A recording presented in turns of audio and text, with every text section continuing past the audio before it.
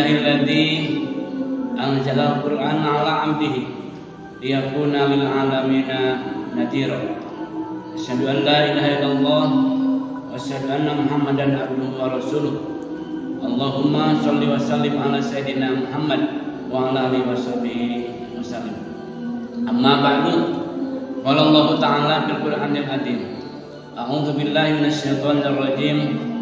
Bismillahirrahmanirrahim. Afala yatadabbaruna al-Qur'an walau kana min 'indi ghairillahi lawajadu fihi ikhtilafan katsiran. Wa qala an-nabiy sallallahu alaihi wasallam, afdalu ibadati ummati tilawatul Qur'an.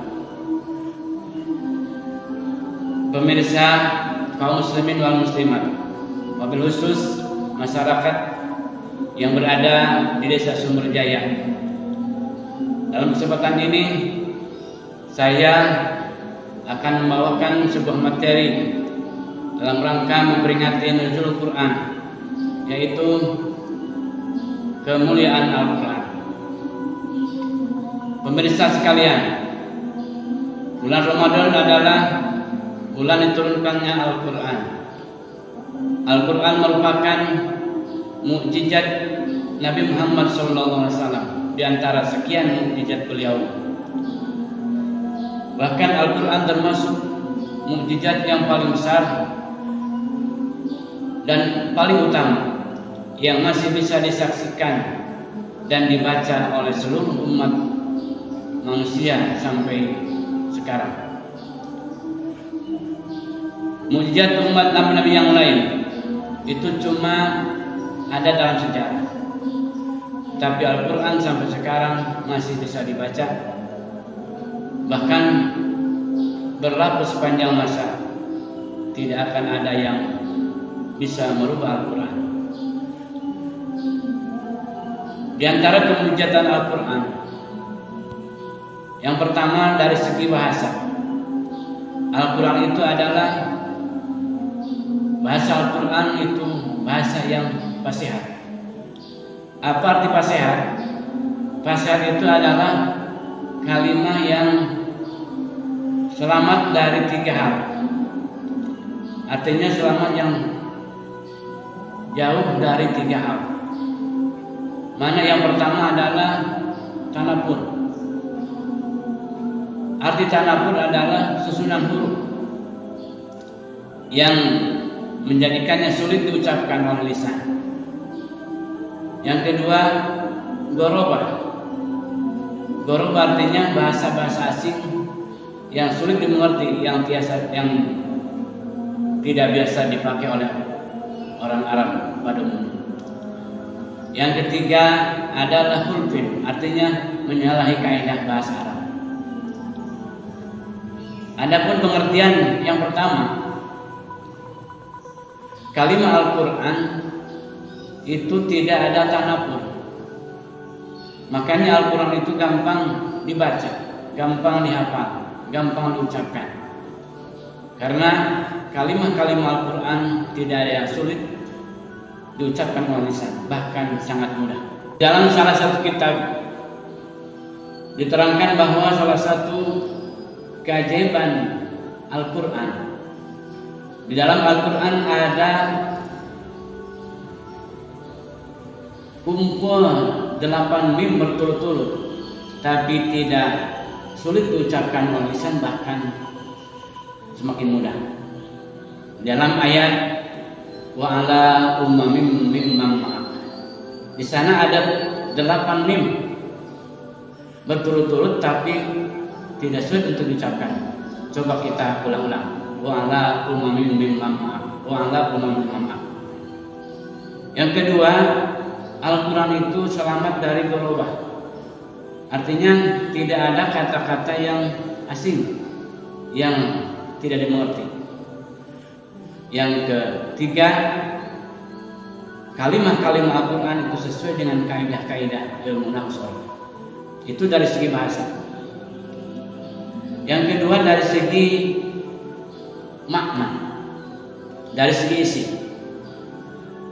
Al-Quran itu berisi berbagai ilmu-ilmu pengetahuan, baik ilmu-ilmu agama juga menyentuh berbagai ilmu pengetahuan alam. Bahkan banyak penemuan-penemuan terbaru yang justru telah dulu diberitakan oleh Al-Quran. Salah satu contoh dalam Al-Quran tentang penemuan bahwa bumi ini adalah bulat seperti bola. Nah,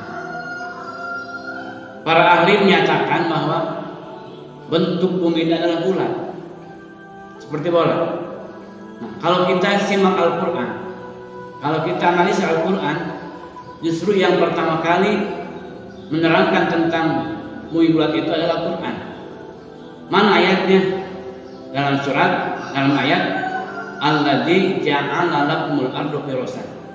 Allah itu adalah yang telah menciptakan bumi itu sebagai hamparan.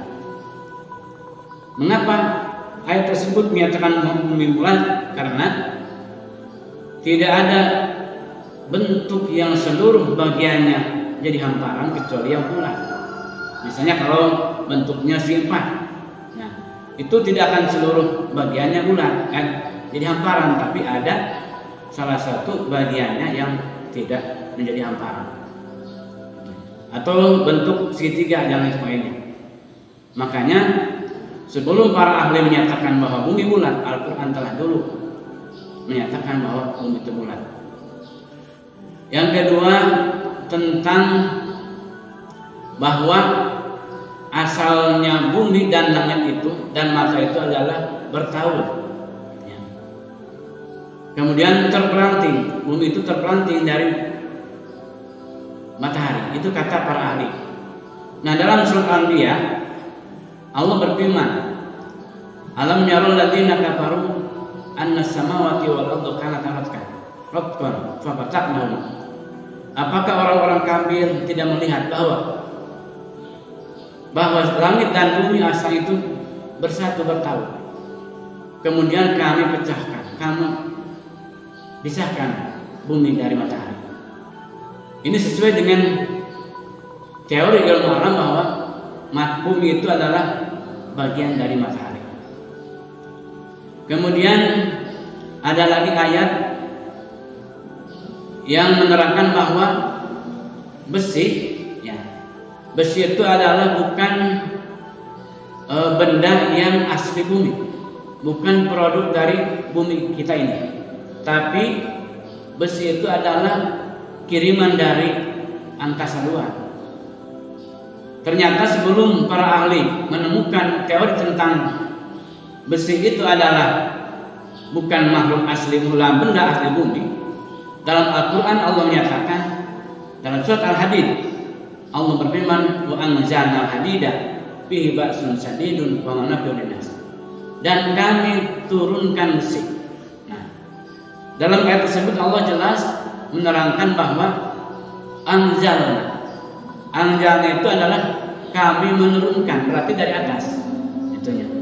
Jadi jauh sebelum para ahli menemukan teori tentang asal-muasal besi, 1400 tahun sebelumnya Al-Quran telah dulu menyatakan demikian. Itulah keajaiban Al-Quranul Karim. Kemudian ada ayat lagi yang menerangkan bahwa semakin kita naik ke atas, maka oksigen itu bakal berkurang. Kandungan oksigen itu semakin sedikit. Makanya kalau kita naik semakin tinggi, naik ke puncak gunung yang sangat tinggi, bahkan ke angkasa luar, itu di sana akan terjadi kehampaan oksigen. Makanya terasa sesak. Nah, Al-Quran telah dulu menyatakan demikian. Kita baca ayat, "Wa may yuridillahu ayyahyahu yashrah sadrahu Islam, wa may yurid ayyudillah yaj'al sadrahu dayqan harajan ka'annama yas'adu fis sama." Barang siapa yang oleh Allah akan dijadikan jadi orang Islam, akan diberi hidayah Islam, maka Allah jadikan hatinya itu jembar lapang. Sedangkan barang siapa yang Allah akan jadikan akan disesatkan, maka Allah jadikan hatinya itu sempit, sesak, terasa dia naik ke langit. Dalam ayat tersebut ada kata ka'an nama yas'ud bisana, terasa dadanya itu sesak, seolah-olah dia naik ke langit. Itu. Zaman dulu mungkin ketika Quran turun, belum ada yang pernah naik ke angkasa luar, ke langit, ke bulan. Ternyata Al-Quran telah menyatakan bahwa kalau kita naik ke luar angkasa seperti ke bulan, di sana itu tidak ada oksigen, makanya dada terasa sesak. Itu kan. Itulah salah satu contoh-contoh ayat yang bersesuaian dengan penemuan-penemuan terbaru, padahal Al-Quran 1400 tahun sebelumnya itu sudah menyatakan demikian. Makanya pemirsa yang beriman, marilah kita mengagungkan Al-Quran, marilah kita baca Al-Quran tiap hari dan kita simak maknanya, kita tadabbur, memikirkan isinya, sehingga Al-Quran lebih membawa manfaat bagi kita sekalian. Rupanya sekian yang dapat saya sampaikan, semoga ada manfaatnya dan semoga amalia Ramadan kita dari awal sampai ke sekarang khususnya diterima oleh Allah. Yang belum dilaksanakan dari sekarang sampai akhir, mudah-mudahan kita diberi kekuatan, hidayah dan taufik bisa melaksanakannya dengan tuntas. Wassalamualaikum warahmatullahi wabarakatuh.